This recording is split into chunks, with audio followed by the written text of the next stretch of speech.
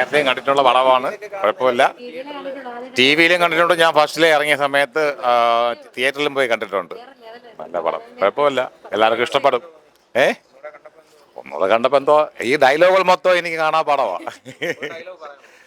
ആ ശേഖര, കഴുത്തിന് പകരം വലം കൈ അറുത്തപ്പോഴും എൻ്റെ കുഞ്ഞനന്തൻ എനിക്ക് പകരം മരിച്ചപ്പോഴും തല്ലിക്കൊല്ലാതെ വിട്ടത് നീലകണ്ഠൻ്റെ കഴിവുകേടായി കാണരുത് നീ.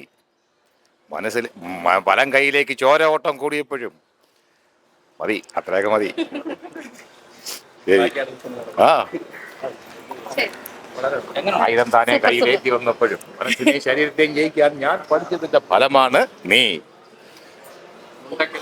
അനാദയനേന ജീവിതം, അനായാസന ജീവിതം, അനാദയനേന മരണം. ജഹിമത് കൃപയാ ശംഭോ തൊയ് ഭക്തി മഞ്ചര.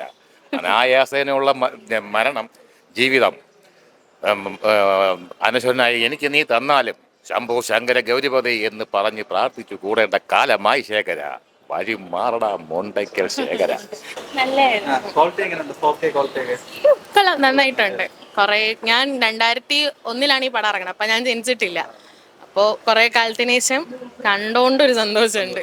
ടി വിയിലൊക്കെ കണ്ടൊരു സാധനം തിയേറ്ററിൽ വന്ന് അത് നല്ല രസമായിരുന്നു. ഒരുപാട് ക്വാളിറ്റി ഉണ്ടായിരുന്നു. പിന്നെ ഒരു സെലിബ്രേഷൻ പോലായിരുന്നു, നല്ലായിരുന്നു.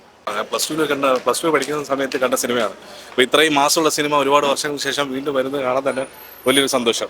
മോഹൻലാൽ രഞ്ജിത്ത് കൂട്ടുകെട്ട് വീണ്ടും ഈ രാവണപ്രഭുവിൻ്റെ ഇനിയൊരു 3-ാം ഭാഗം, കാർത്തികേയൻ എന്ന് പറഞ്ഞ കഥാപാത്രം ഇപ്പോഴും ഉണ്ടല്ലോ, ആ കഥാപാത്രം വീണ്ടും വന്നാൽ ജനം ഇരുകൈയും നീട്ടി സ്വീകരിക്കും എന്ന് വിശ്വസിക്കുന്നു. വളരെ വലിയൊരു ദൃശ്യാനുഭവം. Thank you Ranjith, thank you Mohanlal. അടിപൊളിയായിരുന്നു. 4K റീമാസ്റ്റർ ചെയ്തപ്പം അതുമല്ല, നമുക്ക് പഴയ ആർട്ടിസ്റ്റുകളെ എല്ലാവരെയും കാണാൻ ഇത്രയും ഓഡിയോ വിഷ്വലായിട്ട് കാണാൻ പറ്റുന്ന തന്നെ വലിയൊരു കാര്യമാണ്. പിന്നെ പറയാമല്ലോ, ലാലേട്ടൻ്റെ അഴിഞ്ഞാട്ടമാണ് പടത്തിൽ ഫുള്ള്. നമുക്ക് ലൈക്ക് ഭയങ്കര നൊസ്റ്റാൾജിയ. പിന്നെ ഡയലോഗുകൾ, രഞ്ജിത്തിൻ്റെ ഒരു ഇതുപോലത്തെ ഒരു പടം വീണ്ടും ലാലേട്ടൻ കോമ്പോ അല്ല, രഞ്ജിത്ത് തന്നെ തിരിച്ചു വരണമെന്ന് ഭയങ്കര ആഗ്രഹമാണ്. കാരണം അത്ര നൊസ്റ്റാൾജി ആയിരുന്നു പടം കണ്ടപ്പം. ഓഡിയോ അടിപൊളിയായിട്ടുണ്ട്, റീമാസ്റ്റർ ചെയ്തതും പിന്നെ ക്വാളിറ്റി വൈസ് അടിപൊളിയായിരുന്നു. പിന്നെ ലാലേട്ടൻ ഫാൻസിൻ്റെ ഒരു പൂരം തന്നെയാണ് പടം. അടിപൊളി, അതെ അതെ, ആഘോഷമാണ്. പിന്നെ ഇവിടെ നമുക്ക് കുറച്ച് ഓഡിയൻസ് ലൈക്ക് ഇരുന്ന് കാണുന്നതിന് കുറച്ചുകൂടെ നല്ല ഓഡിയൻസിൻ്റെ കൂടെ ഇരുന്ന അടിപൊളിയായിരിക്കും. ലാലേട്ടൻ്റെ മരണമാസ് പെർഫോമൻസ്, കരഞ്ഞ് ഒരുപാട് സന്തോഷിച്ച്, നല്ല പാട്ട്. പിന്നെന്താ പറയുന്നത്, ഇപ്പോൾ ഈ അവാർഡും കൂടെ കിട്ടിയില്ലേ, ഇതിലും കൂടുതൽ ഇനി എന്തോ കാണാം. എല്ലാ റീ റിലീസ് പടവും കാണാൻ ഭാഗ്യം കിട്ടി. പഴയ പടങ്ങൾ ഞങ്ങൾ കണ്ടിട്ടില്ല, ഞാൻ 1-ാം ക്ലാസ്സിലായിരുന്നു. ഇപ്പോൾ അല്ല, ഒരു വയസ്സ്. അപ്പോൾ ഭയങ്കര സന്തോഷം.